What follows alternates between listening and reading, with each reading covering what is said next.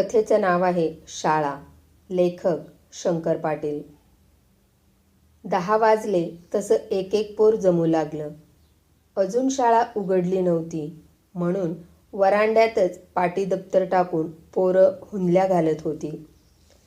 शाळेमागच्या मोकळ्या मैदानावर आट्यापाट्या, हुतुतू, लंगडी हे खेळ चालले होते.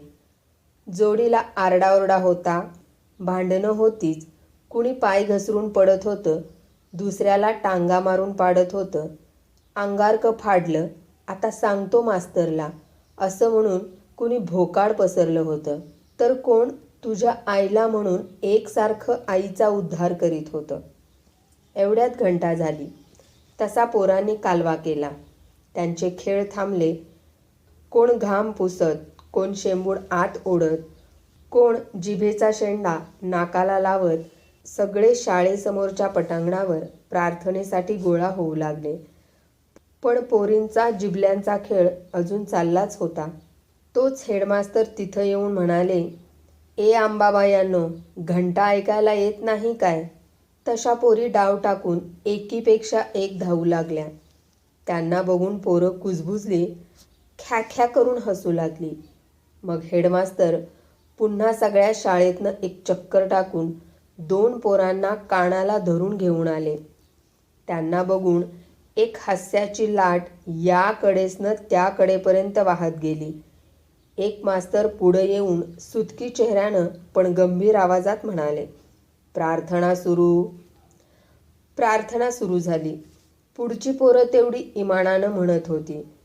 त्यांच्या मागची नुसती तोंड हलवत होती आणि सर्वात शेवटची तोंड चुकवून नुसत्या टिवल्याबावल्या करत होती. एक जण म्हणत होता, हेडमास्तरांची ती टोपी बघ कशी दिसतीया. आणि मग हसू बाहेर पडू नये म्हणून बाकीची पोरं तोंडाला घट्ट मिठी मारून उभी होती. त्यानंतरही हसू आवरेनासं झालं म्हणजे सदऱ्याच्या पुढच्या टोकाचा बोळा करून तो तोंडात कोंबत होती. आणि मध्ये मध्ये हेडमास्तर दात ओठ खाऊन खेकसत होते, ए लेका, कुणीकडं बघायला लागलायस? तिकडं काय मुरळी नाचतीया काय? समोर बघून प्रार्थना म्हण. प्रार्थना कशीबशी एकदा संपली आणि पोरं आपापल्या वर्गात कोंडली गेली.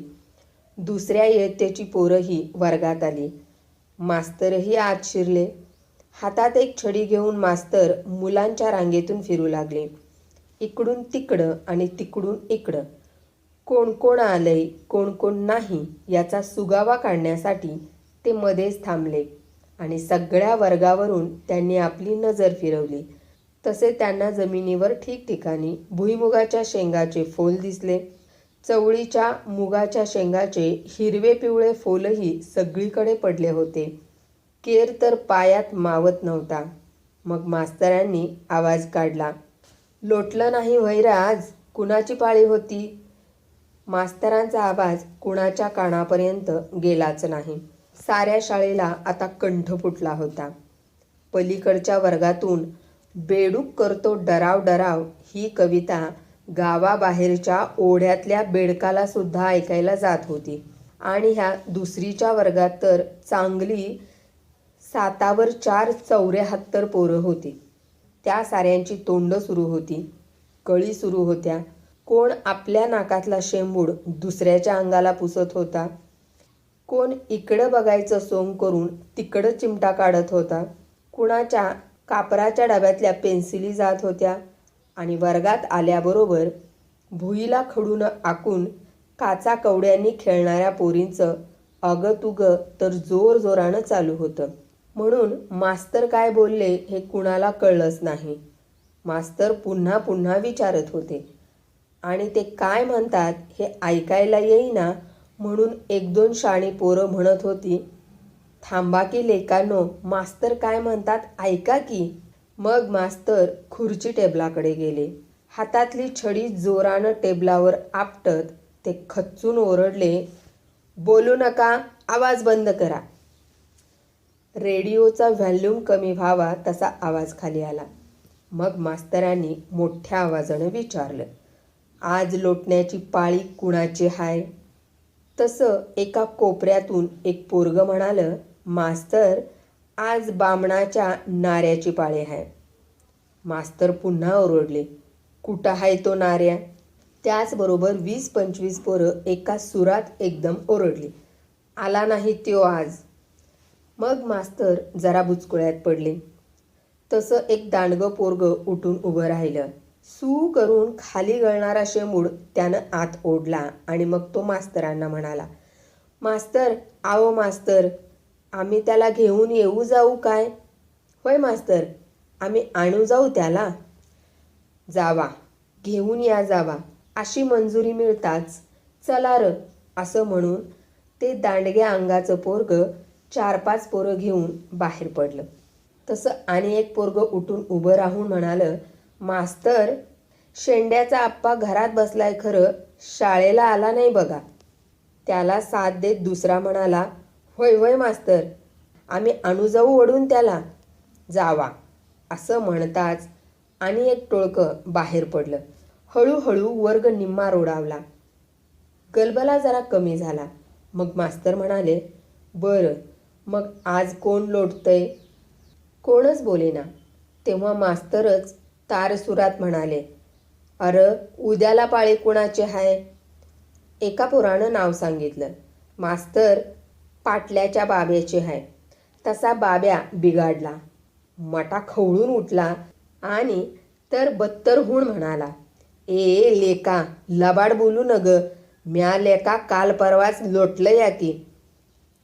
तवर एकानं तक्रार मांडली, मास्तर, मला शिव्या देतोय बघा ह्यो बाब्या.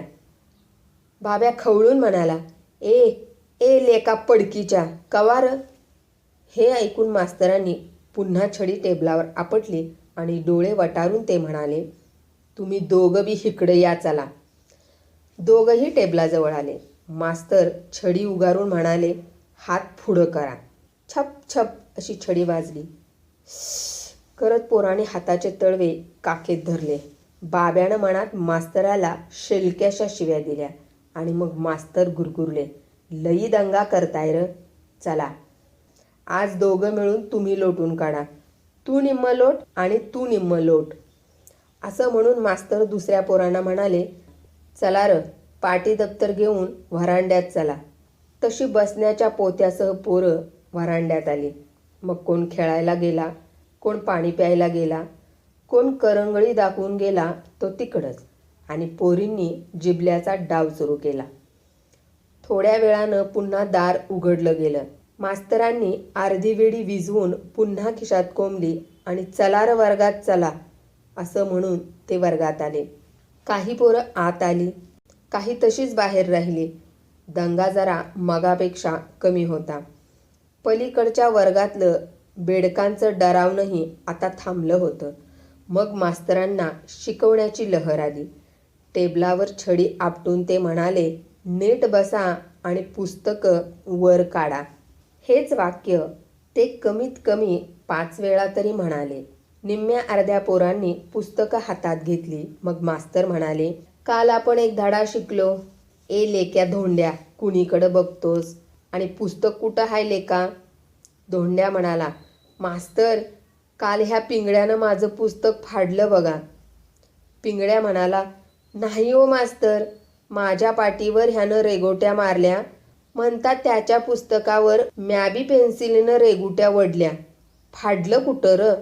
मास्तर म्हणाले, शाणं हायसा. बरं, मग कालचा धडा कोण वाचतंय? 10-12 पोरं एकदम म्हणाली, मी वाचतो मास्तर, मी वाचतो.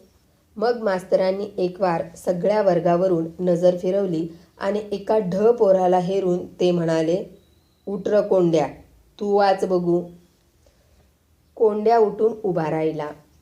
खाली गळणारी चड्डी त्यानं वर कमरेवर ओढली आणि जिभेचा शेंडा नाकाला लावीत कोंड्या पुस्तकातला धडा काढू लागला. तसे मास्तर ओरडले, आर सापडतोय का नाही धडा? कोंड्या जागचा एकदम हल्ला. त्यानं एक डोळा मास्तराच्या छडीकडं आणि दुसरा पुस्तकाकडं लावला. त्याला पान सापडेना. त्याचा फायदा मास्तरांनी तात्काळ घेतला. छपकन एक छडी त्याच्या पायावर मारली. तसं त्याचं पुस्तक खाली पडलं. ते उचलून घ्यायला कोंड्या खाली वाकला तेव्हा मास्तरांनी त्याच्या पाटीत एक बुक्की घातली आणि ते म्हणाले, बस खाली बस, दुसरं कोण वाचतं या? तू वाच र, तू वाच. असं म्हणून आणखी एक गबाळ पोरगं त्यांनी उठवलं. ते पानं चाळायला लागलं. तोच एक धाकटं पोरगं मोठ्यानं म्हणालं, मास्तर, ह्यो गण्या बघा माझ्या चड्डीत हात घालतो या. त्याबरोबर सगळी पोरं एकदम हसली. गणू मात्र खाली मान घालून गप्प बसला. आली या भोगासी असावे सादर या थाटात. मास्तर तारातारा त्याच्याजवळ गेले आणि त्यांनी बक्कन एक रपाटा त्याच्या पाठीत घातला. फडाफडा थपकारे मारल्या आणि तो आई ग म्हणून ओरडेस्तवर त्यांनी त्याचा कान पिरगळला आणि त्याला उठवून ते म्हणाले, शाळा सुटेपर्यंत अंगठे धरून उभा राहा. गण्यानं गुमान खाली वाकून अंगठे धरले. मग मास्तर एका पोराला म्हणाले, जा रे, 2 खडे घेऊन ये. त्या पोरानं सुपारी एवढे 2 खडे आणले. ते गणूच्या मानेवर ठेवून मास्तर म्हणाले, 1 खडा पडला की 5 छड्या बघ. आता पोरं भ्याली होती. आवाज बंद होता. मास्तर पुन्हा म्हणाले, वाच. पोरानं पुस्तक वाचायला तोंडाजवळ धरलं. एवढ्यात एक पोरगं आत्ता शाळेला आलं. त्यानं वर्गात पाय ठेवल्याबरोबर सगळी पोरं त्याच्याकडं बघू लागली. त्याच्या एका हातात पाटी दप्तर आणि दुसऱ्या हातात फुकणी होती. त्याला बघून मास्तर म्हणाले, आत्ता शाळेला आलास काय? कुठं गेलतास इतका वेळ? म्हशीला घेऊन गेलतो. आणि ही फुकणी कशाला आणली या? आईनं लवकर वाढलं नाही म्हणता तिची फुकणी घेऊन आलो या. याबरोबर सगळा वर्ग हसू लागला. मास्तरांनी लगेच टेबलावर छडी आपटली. सगळीकडे अळीमिळी गुपचिळी झाली. पोरानं वाचायला आरंभ केला. पान 37. मास्तर किंचाळले, लेका 37 काय? काय हाय बघ नीट. अरे कशावर 7 आहेत? पोरानं थरथर कापत नीट आकडा बघितला आणि ते म्हणालं, मास्तर 5वर 7 आहेत. मग लेका 5वर 7 किती? असं म्हणून मास्तरांनी जोरानं टेबलावर छडी आपटली. तसं पोरगं दांडपट्ट्यागत 3 जागी हललं. त्याच्या तोंडातनं शब्द फुटना. मास्तरांनी ओरडले, 5वर 1 पासनं म्हण बघू. पोरानं म्हणायला सुरुवात केली. 5वर 1 51, 5वर 2 52 असं म्हणत 5वर 7 57 पर्यंत आला. तसे मास्तर एक थप्पड मारून म्हणाले, मग 5वर 7 किती? 57च की, आणि काय? असा पोराला पेच पडला. तोंडातल्या तोंडात पुटपुटण्याचं सोंग करून तो गप्प राहिला आणि मग एक थप्पड लगावून मास्तर म्हणाले, 5वर 7 57 म्हण. 57 मास्तर. असं पोरगं म्हणताच मास्तर खालच्या आवाजात म्हणाले, मग वाच धडा पुढं. पोरगं वाचू लागलं. पान 57, धडा 1वर 8 18, आमची शाळा. तोच मास्तर सकट साऱ्या वर्गाचं लक्ष दरवाजाकडे गेलं. मगाशी लोटताना एक पोरगं जे बाहेर गेलं होतं ते वरांड्यात ठेवलेलं दप्तर घेऊन आत्ता आत आलं. मास्तर म्हणाले, कुठं गेलतास र?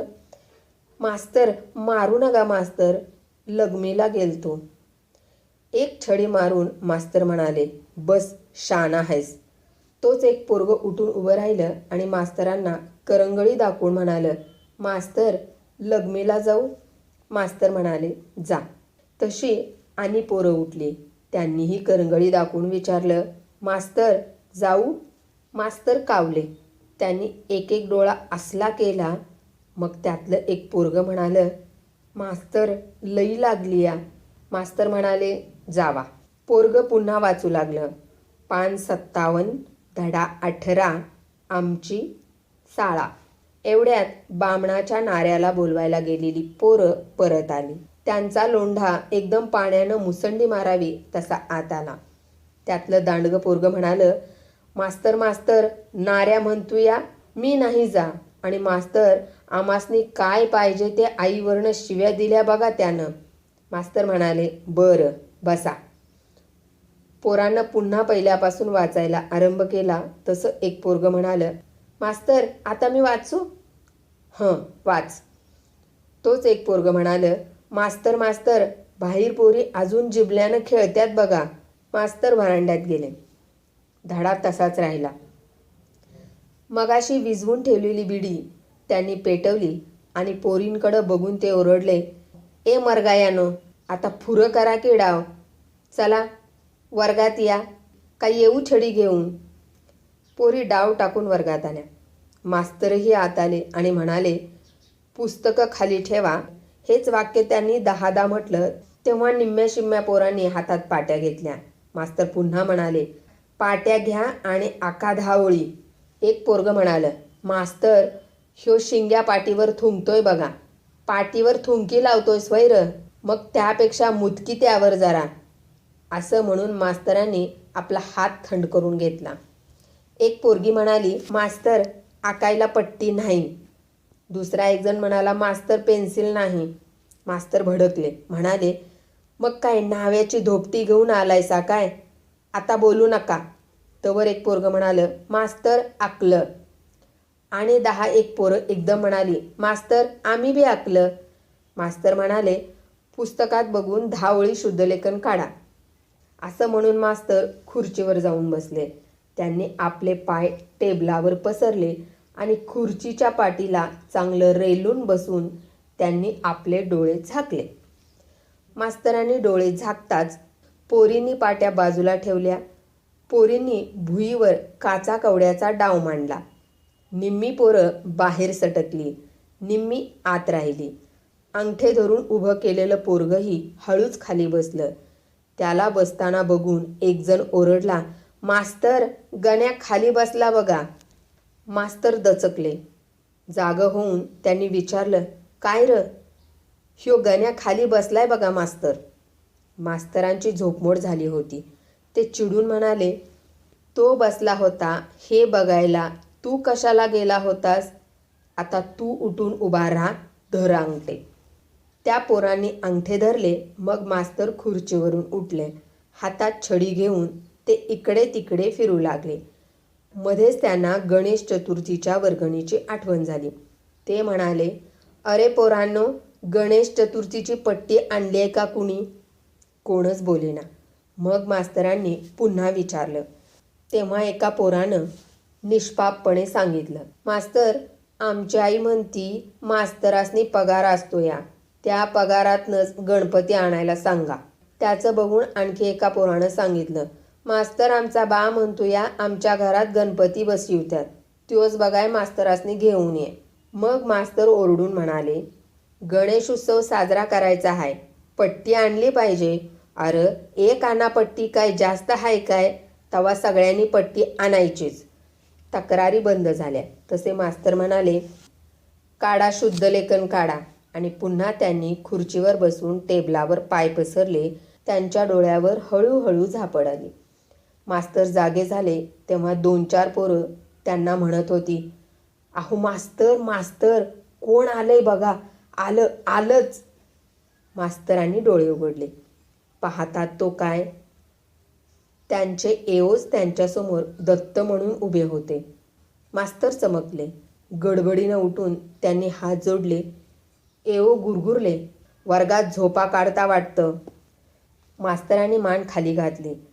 तवर एओंनी टेबलावरची छडी हातात घेतली. ते संतापानं लालबुंद होऊन म्हणाले, मास्तर, तुम्हाला कायदा माहीत आहे ना?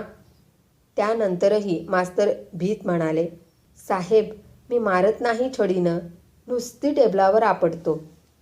पुढं बोलू नका. असं म्हणून एओ मुलांकडं वळले आणि त्यांनी विचारलं, काय रे बाळांनो, तुमचे गुरुजी या छडीनं मारतात काय तुम्हाला? एओ असं विचारित होते आणि मास्तर त्यांच्या मागं उभा राहून काही सांगू नका असं म्हणून खुणावत होते. तशी सगळी पोरं तोंडाला मिठी मारून गप्प बसली. एओनं मग मुलांना धीर दिला.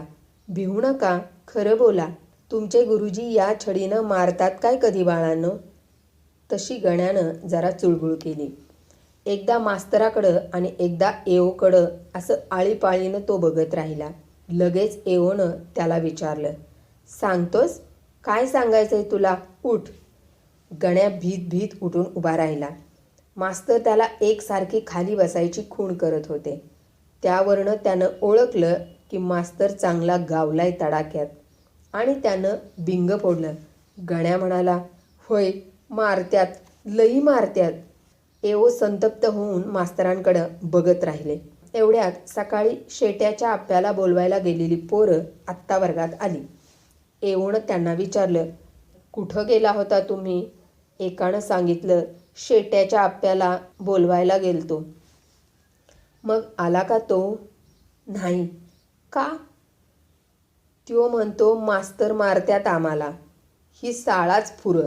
एओचा राग आता हे ऐकून इतका अनावर झाला की तो इंग्रजी भाषेतून उतू जाऊ लागला. तशी एओची चाहूल सबंध शाळेला लागली. मग हेडमास्तर समोर आले. त्यांच्याबरोबर एओ पलीकडच्या वर्गात गेले. तसं आप्याला बोलवायला गेलेल्यापैकी एक पोरगं उठून मास्तरांना म्हणालं, मास्तर शेंगा आणल्यात भाजलेल्या. असं म्हणून त्यानं चड्डीच्या खिशातून शेंगा बाहेर काढायला सुरुवात केली. मास्तर रडकुंडीच्या घाईत येऊन म्हणाले, ए माझ्या बाबा, तुझ्या शेंगा तुझ्या खिशात ठेव, जरा देवावानी गबस बघू. पोरं देवावानी गप्प बसली. एओ निघून जाई तोवर कुणी हालचाल केली नाही. एओला पोचवून मास्तर वर्गात शिरले. ते हातात एक नुकती तोडलेली हिरवीगार छप्पी घेऊनच. मास्तर आले ते नीट गण्याकडे गेले. कवारं मारलं होतं तुला? मारलं म्हणून सांगतोस काय? कर हात पुढं. गण्या हात पुढं करीपर्यंत त्यांना कड आवरला नाही. दात खाऊन मास्तर छप्पी मारत होते. पायावर, अंगावर, पाठीवर. मध्येच सगळी पोरं एकदम हसू लागली. मास्तर मारायचे थांबून म्हणाले, का हसता? मग हळूच एक पोरगं म्हणालं, मास्तर गण्या चड्डीत मुतला बघा. यावर मास्तर खदखदून हसले. त्यांनी छप्पी फेकून दिली आणि खुर्चीवर बसून ते म्हणाले, मगाशी कुणी शेंगा आणल्या होत्या, घेऊन ये. शेंगावालं पोरगं गेलं. खिशातल्या सगळ्या शेंगा काढून त्यानं टेबलावर ठेवल्या आणि हळूच विचारलं, मास्तर आता आम्ही खेळायला जाऊ? मास्तर म्हणाले, जावा खेळायला जावा. सगळी पोरं बाहेर पडली. त्यांचा आवाज गलबला सगळा नाहीसा झाला आणि मास्तर शांतपणे शेंगा फोडीत राहिले. चॅनलला सबस्क्राईब करायला विसरू नका. धन्यवाद.